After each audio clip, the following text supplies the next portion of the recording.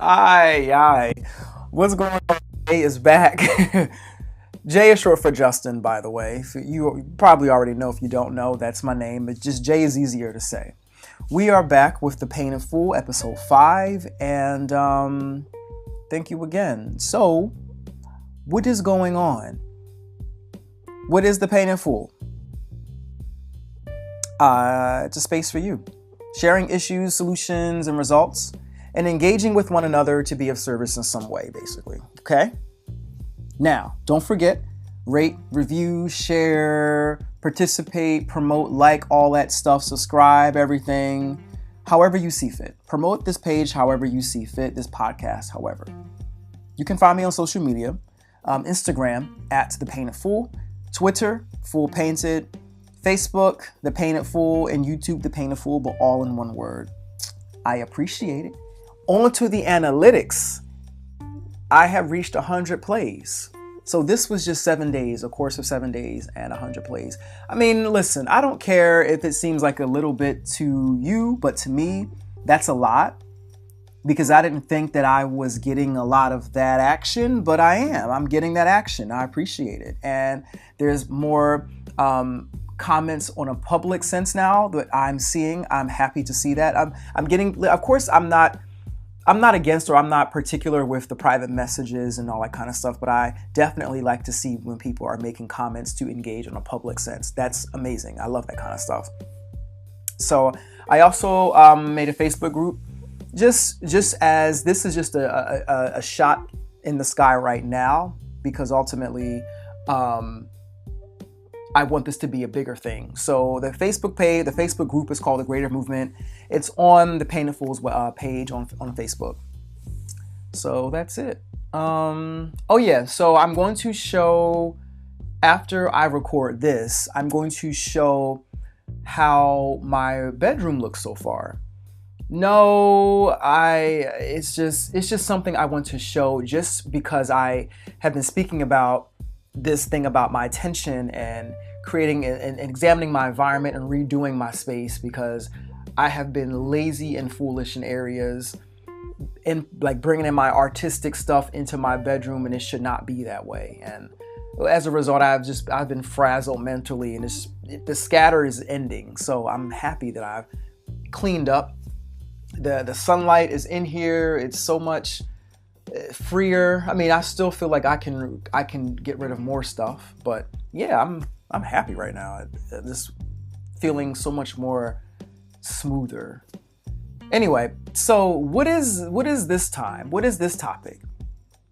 It's a very vital thing, because it's all lined on the train of attention management or focus, comprehension. This is bigger than I thought it was. Let me tell you where this came from. So it is what is today? Monday? It's the 28th, right? It's 10 something in the morning. At like 5 a.m. I was watching a video on YouTube, and I'll eventually get into it later, but I'll just tell you, I'm just giving you like a quick summary of how this whole thing triggered. I was watching a video on YouTube, and I just got hit with a huge revelation, and the topic I'll get into some other time. But that revelation opened me up to rereading a particular book that I purchased from an author that I love. And I was reading certain things over because this person on YouTube said something. And I said, I have to go back and just look at this and just understand things. My understanding had just deepened. And I recognized how much I wasn't comprehending what I was reading in the past when I read this very same book that he wrote in the past. So I'm like, when I read it the first time, I'm like, I can't believe I just glossed over that and didn't even realize I was missing this. My goodness, right? So I was just like, yo, I know so many of us pretend like we got something. We pretend our intellect is so high and we're so sharp and our wits are so sharp. And then we're questioned to show what is that thing in Mortal Kombat where they say it's like test your might from the older Mortal Kombat. You know, you have to test your might. and or just prove what you show and prove, and you legitimately have nothing. You can't show nothing because you didn't comprehend. You didn't really maintain the information. You just read or just heard. You were just using one level of your senses. You weren't going beyond and genuinely processing and retaining and grabbing it in and transforming that stuff. And it's a common thing that a lot of us do. We'll sit in lectures, or we'll be in a convention, or we'll be at a staff meeting, or in a meeting regarding social services, whatever it is, politics, and someone could be saying all these deep things, or all these different, introducing all these theories and concepts and stuff, and afterwards they'll ask the magic question. Does anybody have any questions? And everybody will sit there as if either it's one of two things: either they have it all together and they really don't have questions, and that's what they're pretending, or they're just not interested. But oftentimes we don't ask questions when we're asked if we have questions, because we don't want to appear unintelligent. It's an ego thing. Whatever the reason is, it's ego related, it's ego centered. It's not like, oh, I actually have it, I got the information. It's always about what I appear to be, or whatever the case is. I see it so much. People who have all these, or maybe even people who have intellectual concepts down and can understand, but didn't comprehend it enough to put it into practice. It's like, okay, well, you might know this mythology. You might know this mythology translated in different systems. But how are you living this out in your day-to-day life? Can you actually show and prove this? Like, did you actually comprehend, or were you just able to just connect the quote unquote intellectual dots? You know, all this, and to me, it just ties to managing your attention. It all ties into having that desire to do better. You know, of course, because you would want to ask questions and to be more engaged in all these different things, but so many different things hold us back. But in reading, it's so important to comprehend what we're reading, or comprehend what's being asked of us, or what we're being told. Ask questions or research vocabulary words, different things like that. Remember when we were younger? And these are I'm 30, and I'm talking to people my age. You know, when we were younger, I mean, even older people, you know, when we were younger, you would hear elders this is the thing that I know every single person has been told this. Reading is fundamental by your elders, by someone older, whether it was a teacher or whoever. Reading is fundamental. If you went to a public school, you would see that little poster somewhere on the wall in the hallway, that little subway tile mess. You'll see reading is fundamental. And I didn't realize it really is. Reading is taking your brain to the gym. Not only is playing chess, or not only is doing memory games or doing different things, and reading is really fun. It keeps your brain sharp. It's recommended. I can't stress that enough. It is taking your brain to the gym. Someone that I know, I follow, his name is Zach Latimer. He's goofy, but he posts videos of either himself in the gym, he's doing something, he's physically active, doing something in the gym, or he's leaving the library, because he understands the interplay. A strong mind and a strong body, they are important, very important. So, it's something that I was thinking about, and I was recognizing, like, when I was younger, and even now, like, I struggle with comprehending something. Like, I can read something and just read the words and just be like, oh, okay. Like, oh, okay. Like, whatchamacallit from Friday. Okay. It just comes in one ear and out the other, or through the brain and out the back. It hasn't really registered. So there's ways you can develop your comprehension. But of course, the reason why so many people stop reading books or really don't use their brain like that is because it requires so much at once. When you're reading something you have to consider the context. You have to consider the relationships of the words next to each other. What is the subject? Is there like an emotion or a feeling being conveyed? All that different stuff, because one sentence can mean so many different things. The same sentence in a piece could be written. It really depends. It really depends on the content. It can depend on so many different things, and we may not feel like having to decode that.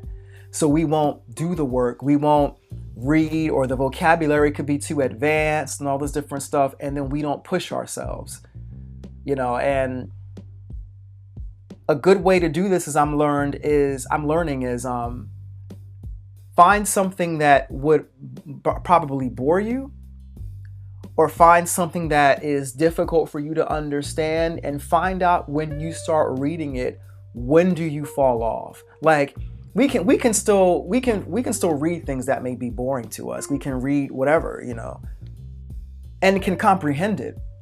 But there comes a point in time where you recognize you're drifting. Like, I can be reading something, and then my mind will start drifting into Teletubbies, and you'd be like, I'll be like, okay, well, wait a minute, and my eyes will be trailing the words still, but as I'm trailing the words, I'm maybe thinking about something I saw on YouTube.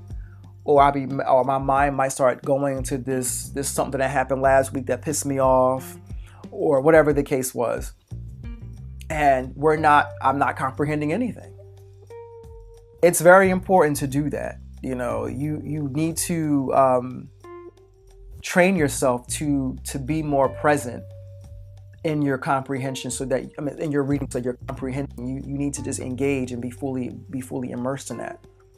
And I made this commitment to myself that I was going to read more anyway. So I'm like, if I'm going to read more, I have to really be able to slow down.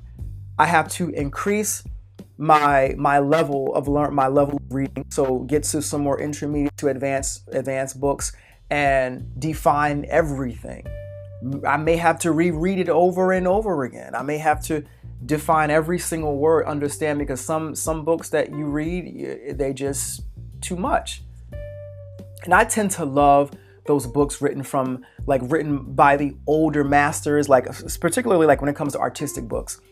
It'd be these theories from these old masters, and they're speaking from a level of like this high academia, and they're just saying a lot of surgical, methodical information, a lot of theoretical information, and it just you're just like, what? Even some of it's philosophical, and you're just like, okay, I gotta read this again and again and again. And I may have to go on Spark Notes, and once I go on Spark Notes, then I can get the context, and then I can go back and read it again and try to understand it again. Like, sometimes you may have to do that. You may have to teach yourself. Again, I was saying on my previous episode, you have to learn how to learn, and sometimes you may have to use those crutches to be able to comprehend things. But I recommend that. Try to read something that is a little difficult, and then taking that effort and finding out when you start to lose your interest, or your mind starts to drift, and then train yourself to immerse yourself in that thing. Focus on the words and everything, and try to put yourself and just read and put yourself in that, kind of like project into it and just feel it all out, and you got to be in it. That's works for me.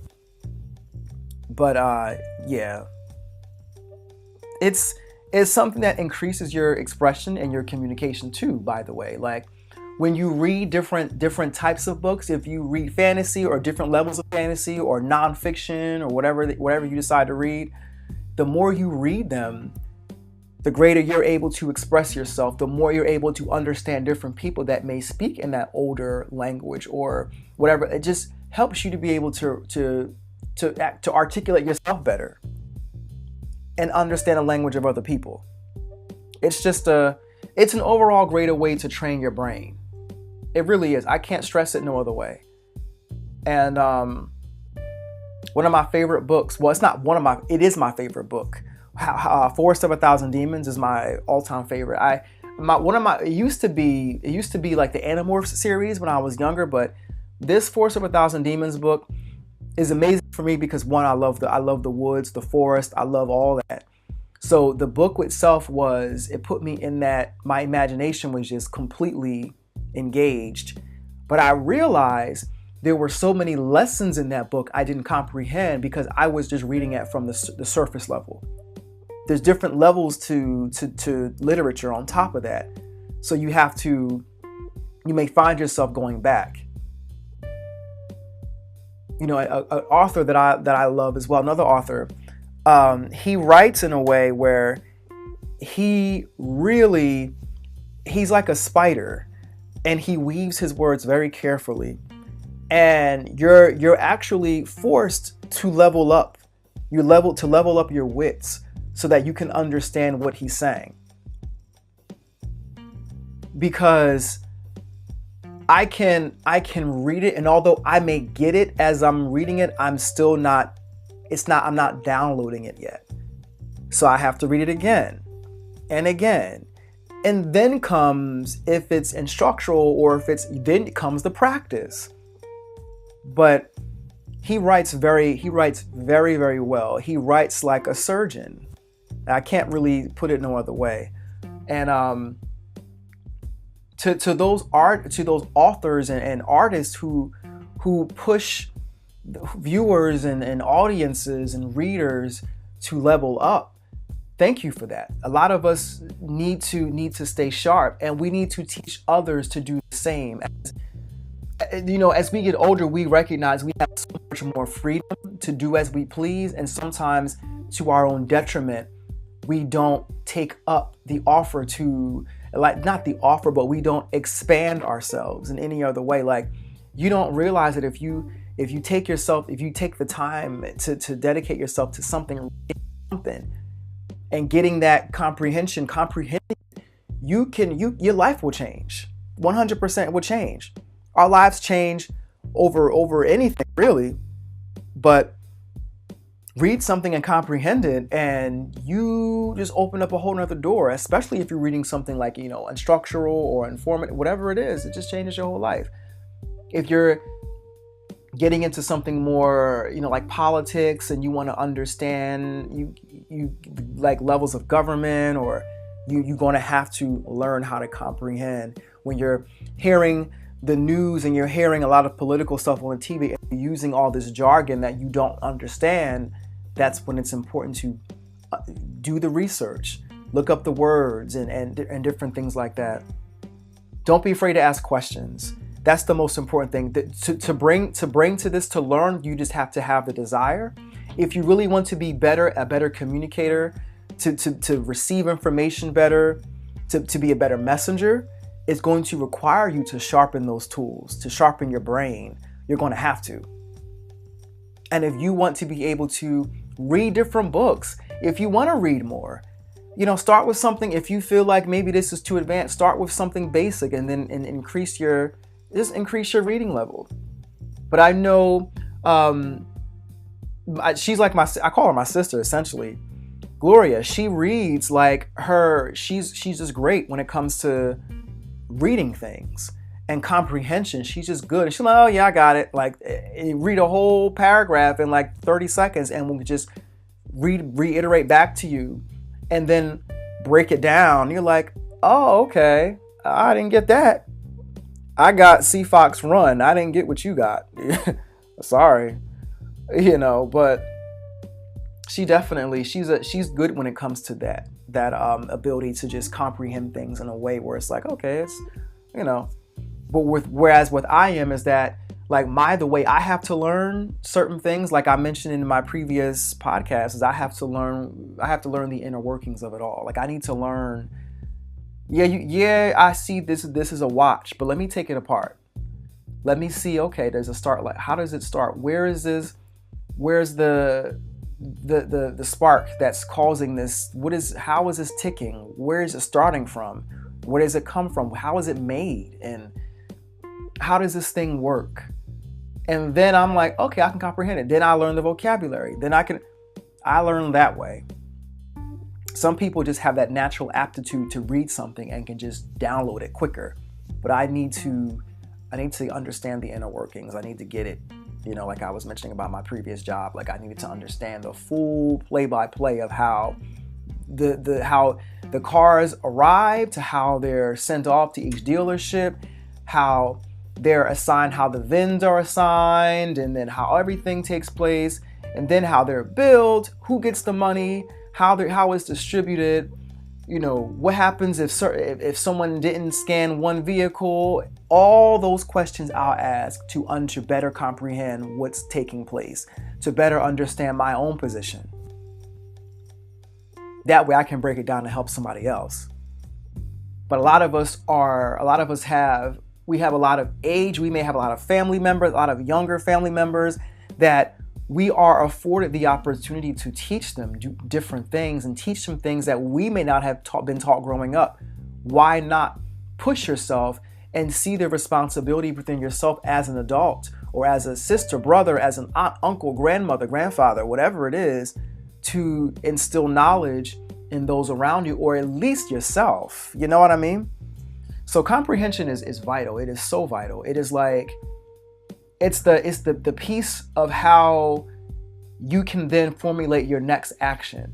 If you can comprehend it, your next movement is then determined, because you got it. Your information and your next stimulus is like, oh, okay, it's information you got. It's more hearty, it's healthier. It's like, okay, I got this. But yeah, just wanted to bring that up for a second, because like I said, I'll get to what opened my eyes to a great deal of things, what that revelation was. But the revelation also was tied to, it brought me to starting over when it comes to starting over to a certain fundamental concept. So I had to go back. Comprehension helps you to go back, and now you can better understand things. It's my cat. Anyway, I don't know if y'all heard that or not. But I'm going to show some video of before and after of my cleaning up. Don't criticize me if you see a plug-in or maybe a Girl Scout cookie or something like that. But listen, I'm serious about this thing, because the effects, the benefits of me decluttering my space are profound. I'm never going back to that life again. I'm using this form of communication to hold myself accountable, but I also am sharing this to you because we all could use it. And having someone dealing with it and going through and getting through it, you're not alone in it and can understand. And these things, they may seem so trivial. Oh, cleaning your room. Oh, cleaning your house.